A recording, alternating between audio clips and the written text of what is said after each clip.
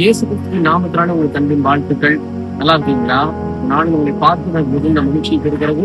கர்த்தர் நமக்கு நல்ல அருமையான வசனத்தை காண்பித்திருக்கிறார். என்ன வசனம் சொல்லி பார்க்கலாமா? பைபிள்ல சங்கீதம் 37 அதிகாரம் 3 வசனம் முதல் வரியை சொல்லுகிறது, கர்த்தரை நம்பி நன்மை செய்.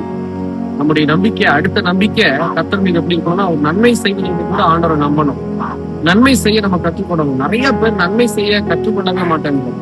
சின்ன நன்மையோ பெரிய நன்மையோ முதல்ல மனசுல உங்களுக்கு ஒரு காரியம் இருக்கணும், நான் நன்மை செய்யணும்.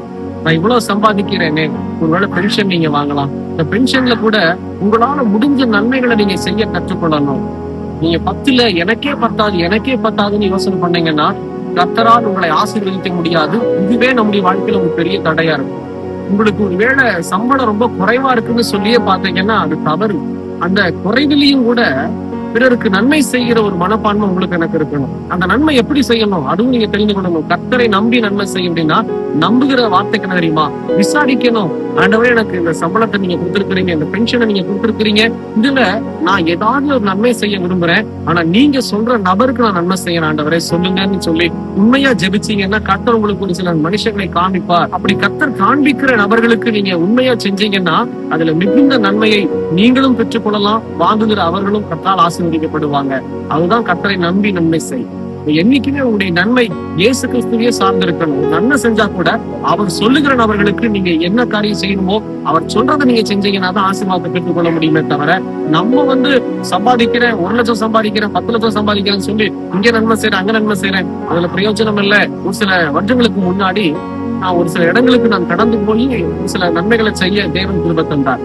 ஆனா அந்த டைம்ல ஒரே ஒரு இடத்துல மட்டும் புடவையும் வேஷ்டியும் நான் கொடுக்கும் போது எனக்குள்ள ஒரு அவநம்பிக்கை, இவங்க சரியா பயன்படுத்துவாங்களா, ஜனங்க கிட்ட கொஞ்சம் சேர்த்துருவாங்களா அப்படின்னு சொல்லி இன்னைக்கு வரைக்கும் எனக்கு அந்த காரியத்தின் மீது நம்பிக்கையே இல்லாத ஒரு நிமிஷமா இருந்தது.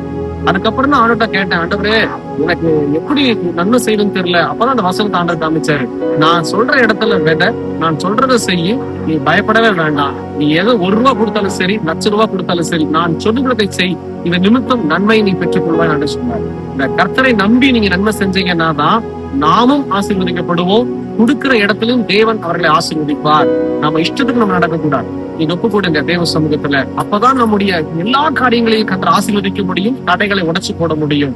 ஜெபிக்கலாமா? உங்களை நேசிக்கிற நல்ல ஆண்டவரே, உமக்கு ஸ்தோத்திரம். இன்னைக்கு எங்க வாழ்க்கையில தடைபடக்கூடாதுன்னா உண்மை நம்பி நாங்க நன்மை செய்யணும். ஆண்டவரே, நீ காட்டுகிற வழியில நாங்க நன்மை செய்யணும்பா. தகப்பனே, இந்த பழக்கத்துக்கு நாங்க நடத்துங்கன்னு சொல்லி தாழ்த்துற உங்களுடைய ஒவ்வொரு பிள்ளைகளையும் நோக்கி பார்த்துக்கிட்டு ஆசீர்வதியும். வரும் நாட்களில் உண்மை நம்பி அநேக நன்மைகள் இந்த தேசத்தில் செய்ய கர்த்தர் எங்களை உயர்த்தும், கர்த்தர்களை ஆசீர்வதியும், கிருபை தாரும். இயேசுவின் நாமத்தில் பிதாவே, ஆமென், ஆமென். எங்களுக்காக ஜெபித்துக் கொள்ளுங்கள். கர்த்தரை ஆசீர்வதிப்பாராக. God bless you.